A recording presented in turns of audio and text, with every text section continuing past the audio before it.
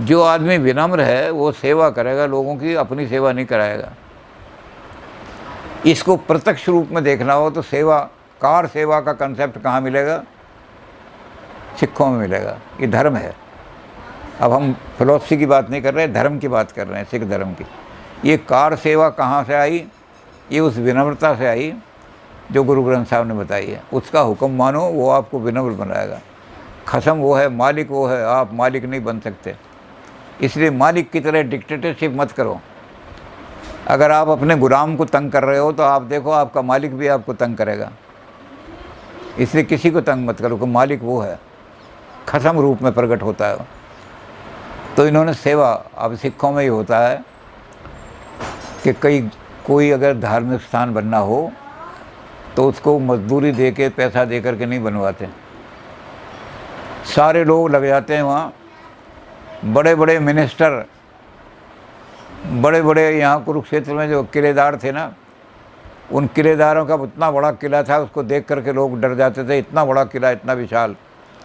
लेकिन उनकी बेटी, उनकी बहुएं गुरुद्वारे में जाती थीं, अपनी चुन्नी से फर्श साफ करती थीं गुरुद्वारे का। कहीं ज़रा सा भी मैल ना रह जाए। जो भी आदमी यहाँ सेवा करने के लिए आए, मत्था टेकने के लिए आए, उनको कहीं गंदगी दिखाई ना दे। तो जब ये गुरुद्वारा बहुत छोटा सा था, 6वीं पातशाही का, सारी ज़मीनें उसमें कहीं खेती हो रही थी, कहीं कुछ हो रही थी, तो इन्होंने इसको विशाल रूप दिया। क्योंकि ये 6वें गुरु का गढ़ है, स्थान है, उनका हेडक्वार्टर यही है। तो लोगों ने कहा कि इसको विशाल रूप देना चाहिए।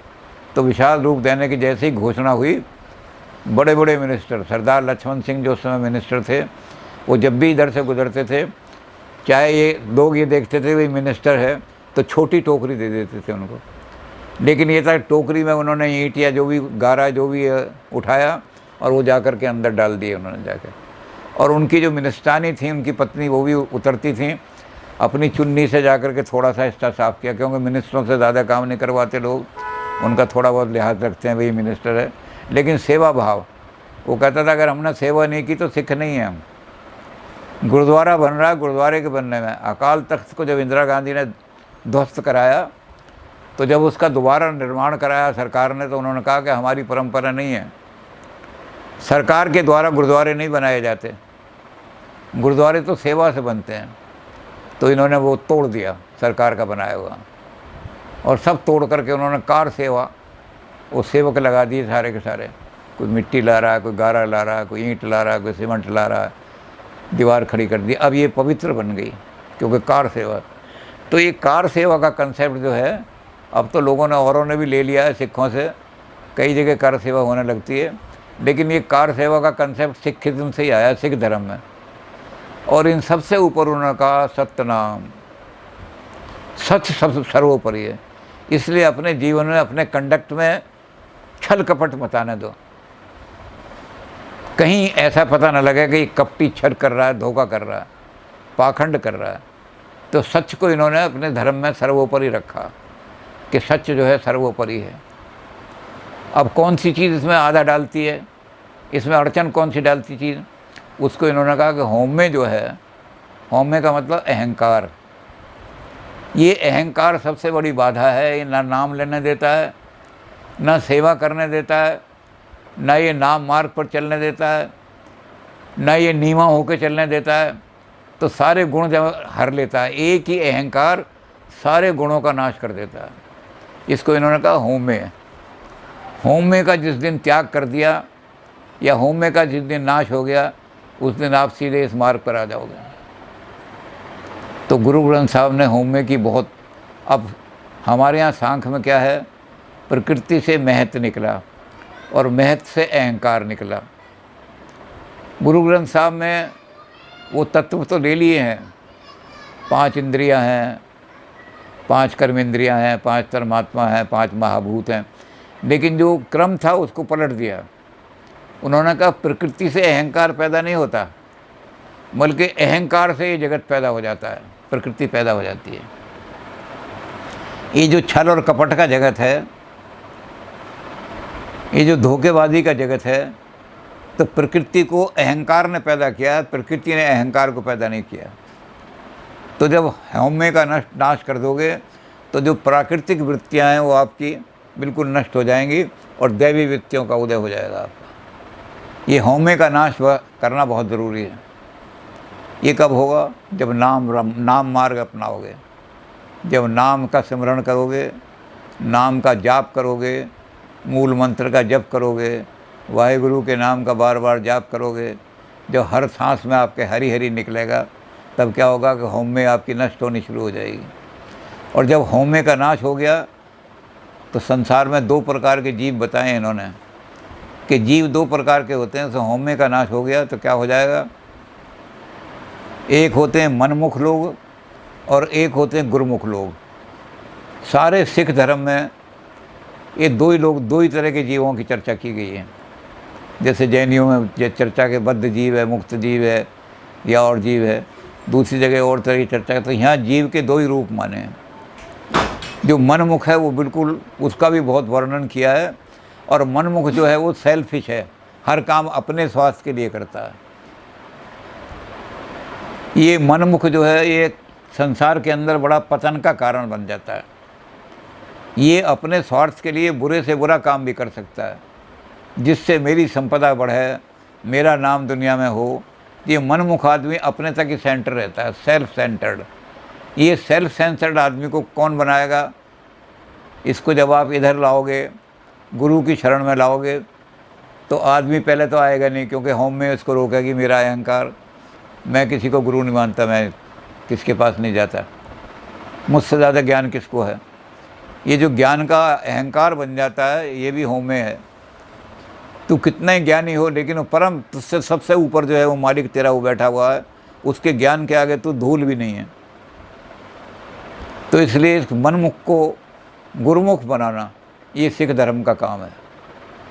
जितने मनमुख आते हैं उन मनमुखों को सारी वाणी का पाठ करा करके, सारे नाम का सिमरन करा करके, सारे नाम का उपदेश दे करके, और वो फिर नाम के जाप में जब वो नाम लिप में पहुंचता है, परिपक्व हो जाता है, तो उसके अंदर वो सारे गुण अवतरित हो जाते हैं, अपने आप वो आ जाते हैं जो सिख धर्म के मेन धर्म हैं। यानी दया है, दान है, वर्णचक है। सिख कभी अकेला नहीं खाएगा, वर्ण कर लंगर में बैठ के खाना खाएगा। तो ये सारे गुण किस में आएंगे? ये उसमें आएंगे जब आदमी मनमुख से गुरुमुख हो जाएगा। तो सिख धर्म का काम जो है, इस पर भी गुरुओं साहब ने बहुत विचार किया है कि संसार में जितने मनमुख हैं उनको गुरुमुख बनाओ। तू अगर अपने लिए खाना पका रहा है, अकेले अपने लिए, तो तू पाप कर्म कर रहा है। और तू अगर समष्टि के लिए कि मेरे इस खाने में इसका भी हिस्सा है, इसका भी हिस्सा है, इसका भी हिस्सा है, तब तू गुरुमुख के बनने के योग्य है। तो उसका जो सेल्फिशनेस है उसको छुटा करके उसको सामाजिक प्राणी बनाना, और सामाजिक प्राणी के बाद फिर ईश्वर निष्ठ बना देना। ये सिख धर्म का मूल काम यही है। सारे समाज को, सारी प्रकृति को, सारे जीवों को, जो सारे जीव इस समय मनमुख हैं, उनको ला करके और गुरुमुख बना देना, ये सिखों का काम है। सिख संत यही काम करते हैं। मनमुख को गुरुमुख, मनमुख को गुरुमुख जब बना दिया तो उसके अंदर अपने आप ही आ जाएंगे, सारे गुण आ जाएंगे। फिर कोई गुण किसी को प्रीच करने की ज़रूरत नहीं, वो विनम्र भी हो जाएगा, वो सेवा का काम भी करेगा, उसके अंदर दया भाव भी आ जाएगी, वो सत्य का पालन करने वाला होगा, सच का। तो इन्होंने कहा इसके लिए 2 तरह के आदमी आपको दिखाई देंगे। एक वो लोग हैं जो ऋण वृत्ति के लोग हैं, एक वो लोग हैं जो धन वृत्ति के लोग हैं। ऋण वृत्ति का मतलब जो घटने वाला है, वो घटाते हैं। वो क्या करते हैं? वो संसार में अपने सुख के लिए, अपने साधनों के लिए तरह तरह के पाखंड रचते हैं, और उस पाखंड में लोगों को फंसा करके फिर उनको लूट करके अपना स्वार्थ सिद्ध कर लेते हैं। मेरे आश्रम में सारी सुविधाएं पहुंचनी चाहिए, लोग नालियों में पड़े हुए हैं बच्चे, उनके कोई ध्यान नहीं उनको। तो ये जो ऋण वाले लोग हैं, ऋण वृत्ति के लोग हैं, ये बहुत ही सेल्फिश होते हैं। समाज को लूटने में भी, किसी को मर्डर करने में भी, किसी को कत्ल करने में भी संकोच नहीं करते। इन ऋण वृत्ति के लोगों को धन वृत्ति के लोग में लाना, ये है कि हमने मनमुख से गुरुमुख बना दिया। अब ये जो धन वृत्ति का आदमी क्या करेगा, ये तिलक नहीं लगाएगा, माला नहीं जपेगा, ये कोई चोगा धारण नहीं करेगा, ये गले के अंदर मोटी मोटी मालाएं नहीं डालेगा। लेकिन जहाँ कहीं धर्म पर आँच आ रही हो, जहाँ कहीं अन्याय हो रहा हो, जहाँ लोगों पर जुल्म हो रहा हो, लोग सताए जा रहे हों, वहाँ अपने शरीर को बलिदान करने के लिए तैयार हो जाएगा। ये है धनवृत्ति का आदमी, और यही सच्चा धर्मात्मा आदमी है। इसकी बड़ी निंदा शुरू में ही की गुरु नानक देव जी ने कि पाखंड नहीं होना चाहिए, पाखंड पोषण ख़त्म कर दिया, मिटी धंध, पहले मिटाई धंध मिटाई, फिर जग चानन होया। तो जानन जग चानन में उन्होंने ये कहा कि ऋण वृत्ति से धन वृत्ति बनाओ। अपने स्वार्थ के लिए दुनिया को मारना ये ठीक नहीं, लेकिन अगर मारना ही है कि मैंने तो मरना है, तो एक काम के लिए मरो, किसी ऐसे आदमी की रक्षा करते हो मरो जिस पर अत्याचार हो रहा है। एक नारी है, उस नारी की लज्जा लूटी जा रही है, तो फिर इस शरीर से मोह छोड़ दो और वहाँ कूद पड़ो उसकी रक्षा करने के लिए। ये शरीर तो वैसे ही नश्वर है, ये तो नष्ट हो जाना है। तो इसलिए ये शरीर कहाँ काम आएगा। धनवृत्ति वाला कहेगा कि मैंने कभी आज तक चंदन नहीं लगाया, मैंने कभी आज तक माला नहीं जपी, मैंने आज तक कभी चोगे धारण नहीं किए, मैंने अपने कहीं चंदन वंदन लगा के और गले में मालाएं नहीं डाली, लेकिन मैं अपने अंदर ये वृत्ति रखी उसकी कि कहीं भी जुल्म हो रहा होगा तो मैं वहाँ खड़ा हो जाऊँगा और जुल्म नहीं होना दूंगा, अत्याचार नहीं होने। जहाँ धर्म का नाश हो रहा हो वहाँ इस शरीर को बलिदान कर दूंगा। सिखों ने सबसे ज़्यादा बलिदान दिए हैं दुनिया के अंदर। बलिदान की हिस्ट्री अगर पढ़ी जाए तो सबसे ज़्यादा मिलेगा कि धर्म की रक्षा करने के लिए बलिदान करने वाले लोग जो थे वो सिखों के गुरुओं ने बहुत पैदा किए। तो ये जब हम ऋण वृत्ति से धन वृत्ति की तरफ ले आएंगे तो मनमुख लोग जो हैं ये गुरुमुख हो जाएंगे, और यही काम सिख धर्म का है। गुरुमुख होने के बाद फिर अपने आप गुण में आते चले जाएंगे, और जैसे ही वो गुरुमुख हुआ वो फिर 5वीं स्टेज जो नाम की रखी है वो नामी के साथ एकाग्रता हो जाएगी उसकी।